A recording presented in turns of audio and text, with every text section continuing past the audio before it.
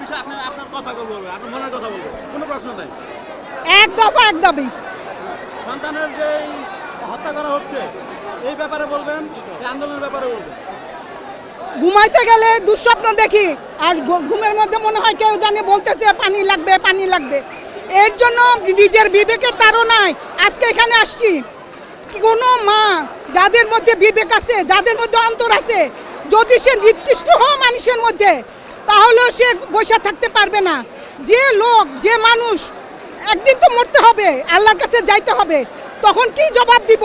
অন্তত বলতে পারবো যে আল্লাহ আমরা প্রতিবাদ করছি। অন্তত সেইটার জন্য আজকে এখানে আসছি, নিজের বিবেকের তাড়নায়। আমি চাই সবাই আসুক, সব মারা আসুক, বাবা আসুক। দেশ কারো বাপের না, দেশ সবার, সবার জন্য দেশ। আমাদের সবার অন্তরে দেশের জন্য কাঁদে। আমরা যদি যেখানেই থাকি না কেন, দেশের নিউজ, দেশের ভালো সময় যেমন আমাদের অন্তর কাঁদে, খারাপের সময় আমাদের অন্তর কাঁদে। আমরা আমাদের দেশে সব পৃথিবীর সবচেয়ে বড় উন্নত দেশ হিসাবে দেখতে চাই। এখন সবার, অন্তত সবাই যারা মানে যাদের মধ্যে মনুষ্যত্ব আছে, আমরা কোনো দল না, আমরা কোনো আমাদের মধ্যে কোনো পলিটিক্যাল কোনো কিছু নাই। আমরা সবাই বাংলাদেশি। হিন্দু বুঝি না, খ্রিস্টান বুঝি না, মুসলমান বুঝি না, আমরা সবাই এক, আমরা সবাই বাংলাদেশি। আমার কাছে আমার সবার কাছে সব যত ধরনের আছে, প্রশাসনের যত পুলিশ বাহিনী, র্যাব বাহিনী, মিলিটারি, আপনাদেরও বাসায় সন্তান আছে। আপনারাও সবাই আগে আসুন। আপনারা কি দেখতেছেন না মার বুক খালি করে কেউ ভালো থাকতে পারবে না, কেউ সুখে থাকতে পারবে না। এটা নেচারেরই একটা ফেরত আসবে। কোনো সময় কোনো অন্যায় একা করে কোনো দিনও পার পাওয়া যাবে না, এটা ফেরত আসবেই। কারো বাপ যাবে, কারো মা যাবে, কিন্তু সন্তান হারানোর যে কষ্ট অনেকেই সেটা বোঝে না। হ্যাঁ, বাপ গেছে, মা গেছে, এই জন্য আমরা সবাই ব্যথিত। আমি নিজে ব্যক্তিগতভাবে তাকে অনেক পছন্দ করতাম, অনেক ভালোবাসতাম, বিশেষ করে বঙ্গবন্ধুরা আমি অনেক ভালোবাসি। কিন্তু তার মেয়ে সেই ভালোবাসা রাখতে পারে নাই। আমি নিজে নৌকায়, কিন্তু আমি মনে করছিলাম আমাদের সবার উপরে দেশের উপরে ক্ষমতা থাকবে না, একদিন মানুষ মরতেই হবে। যেহেতু আমরা আজকে বেঁচে আছি, কেউ কোনো দিন, যত বড় ফেরাউন বলো, নমরুদ বলো, কেউ কোনো দিন পার পায় নাই। এই গভর্নমেন্টও পার পাবে না। এই সরকারি চাকরি আমরা এখন দেখতেছি প্রশাসনের সব জায়গায় দুর্নীতি। কেউ ছাগল লাখ টাকা দিয়ে কিনে, কেউ কোটি টাকার বাড়ি কিনে। মানে চারিদিকে তোমার দুর্নীতিতে ভরে গেছে। যেখানে নিজে বলে যে আমার পিয়ন 400 কোটি টাকার সে কেন তার পিয়নের বিচার করলো না? সে কেন দেশ ছেড়ে চলে গেল? কত মানুষ এখন নীরবে নির্বিতে কাটতেছে। এই যে সামান্য কোটা নিয়ে যা হইলো, কত মানুষ অন্ধ হয়েছে, কত মানুষ পঙ্গু হয়েছে। এইসব ছেলেরা এই সারা জীবন এগুলা বহন করে বেরাবে। এই চিন্তায়, এই দুঃখে আমি নিজের বিবেকে তাহলে আসছে, যা হয় হোক, গুলি মারলে মারুক, তাও নিজের 1000 বছর বাঁচার চাইতে একদিন বাচ্চা ভালো, অন্তত বীরের মতো বাচ্চা ভালো। এই কারণে আসছি।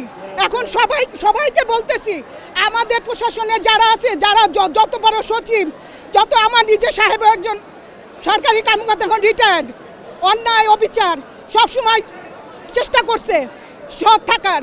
এটা ওনার কাছে অনেক বড় বোঝা ছিল। উনি পারে নাই, সে কন্টিনিউ করতে পারে নাই, তাকে রাখে নাই, কারণ সে সৎ ছিল। এখানে যারাই সৎ থাকবে, যারাই বলবে, অন্যায়ের প্রতিবাদ করবে, তারাই, যদি কেউ নামাজ পড়ে, যদি কেউ করে, তাহলে হবে জামাত আর শিবির। আমরা জামাত বুঝি না, শিবিরও বুঝি না।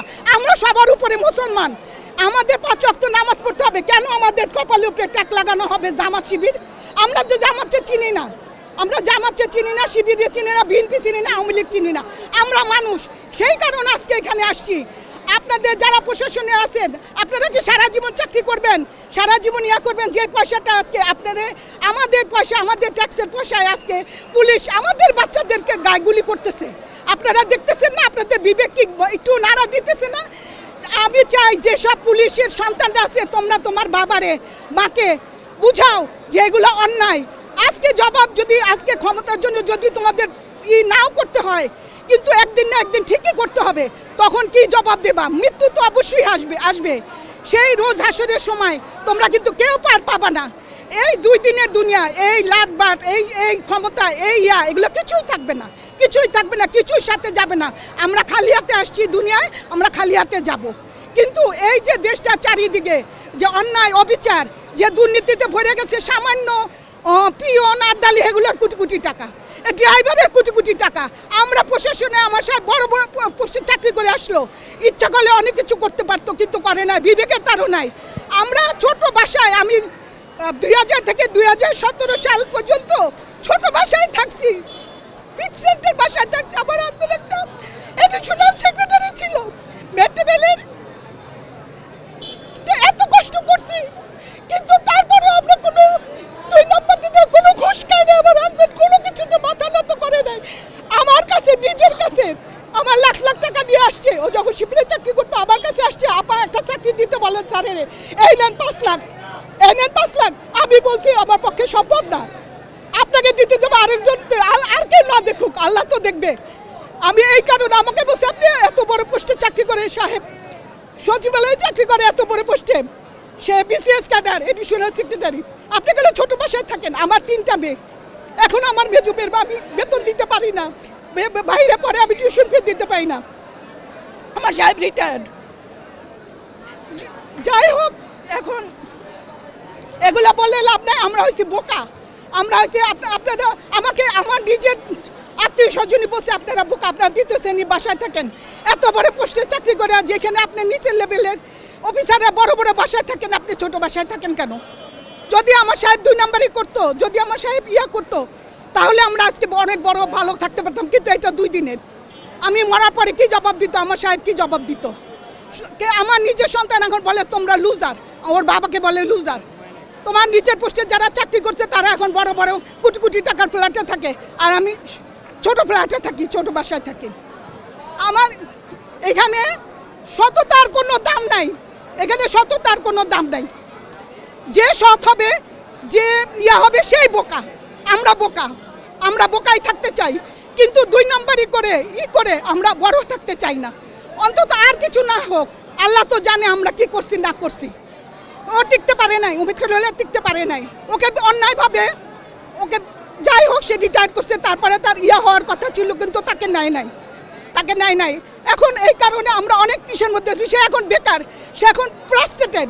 সে বলে আমি 2013 সাল থেকে আমি মেট্রোরেলে চাকরি করছি, কিন্তু এই যে 2022 পরে সে রিটায়ার্ড, কিন্তু তার এক্সটেনশন হয় নাই।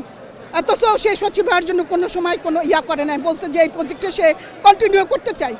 এখন আমার তো অনেক কষ্ট হইতেছে, তারপরেও আমি আল্লাহর কাছে তাওয়াক্কাল তো আল্লাহ, আল্লাহ একমাত্র আল্লাহ ছাড়া আমরা কারো কাছে মাথা নত করি নাই, করবো না।